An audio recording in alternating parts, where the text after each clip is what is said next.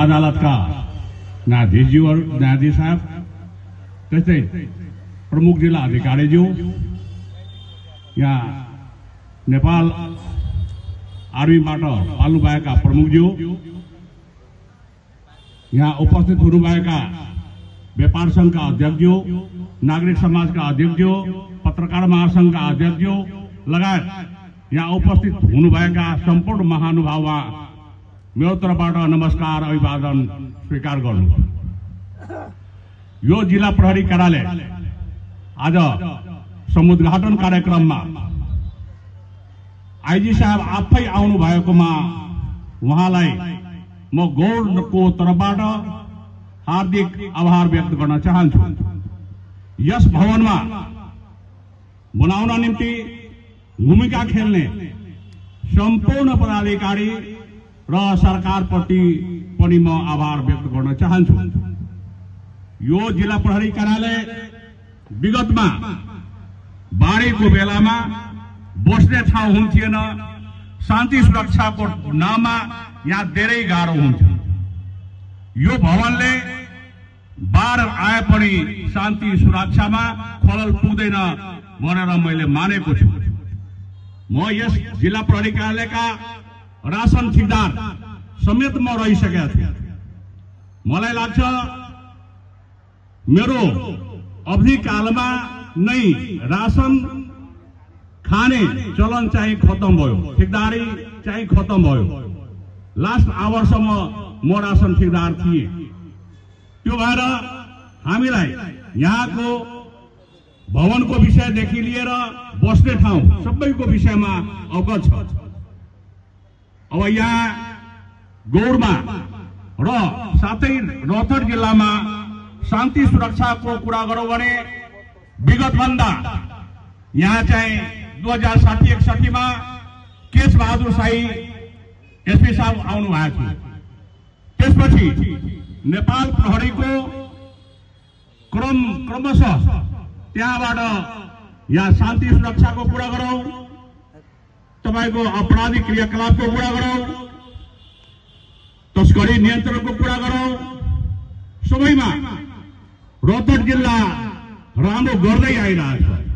र अहिलेको जुन हाम्रो एसपी साहब हुनुहुन्छ दिलीप घिमिरे सर, उहाँले जुन गर्नुभयो रौतहट जिल्लाको लागि, उहाँ गए पनि रौतहट जिल्लावासी याद गर्नुहुनेछ। उहाँ जस्तो कर्तव्यनिष्ठ इमानदार प्रहरी प्रशासनमा भयो भने मलाई लाग्छ अपराधिक क्रियाकलाप होस् अथवा तस्करी नियन्त्रण होस्, नेपालमा सबै चाहिँ बन्द हुनेछ भनेर मैले मानेको छु। रह्यो यस जिल्ला प्रहरी कार्यालयमा अलिकता जुन बाटोमा सर्वसाधारणले दुख पाइरहेछ त्यसमा अलिकता ध्यान जानुपर्ने आवश्यकता छ। कुनै नाकाबाट सामानहरू ओसार पोसार भइरहेछ, हालाकि त्यो सबै रुकिया छ। अब सानोतिरो 2-4वटा चाहिँ भइरहेछ।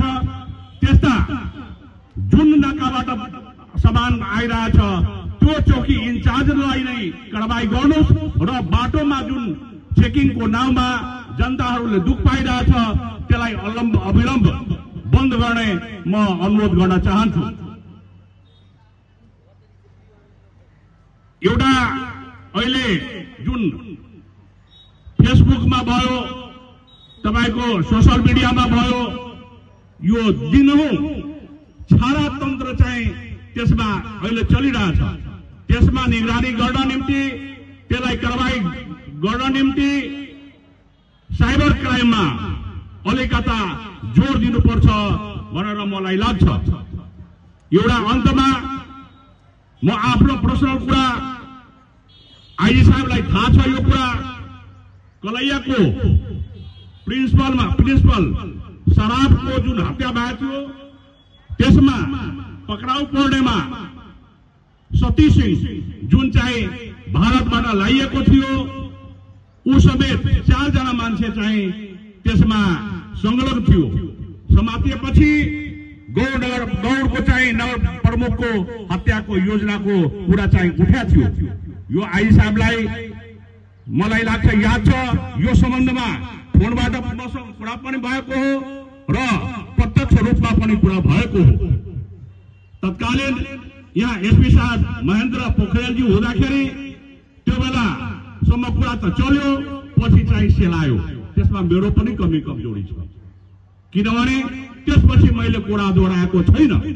त्यस्ता मान्छेलाई अझ अब चैतमा उहाँ रिटायर हुनुहुन्छ, त्योभन्दा पहिला त्यसमा संलग्न हुने मान्छे र अपराधिक क्रियाकलापलाई बढाउने र प्लानिङ गर्ने र षड्यन्त्रको पछाडि लाग्ने मान्छे को हो त्यसलाई पर्दाफास गराइदिनु हुन म अनुरोध गर्दै म आफ्नो मन्तव्य समाप्त गर्छु। नमस्कार।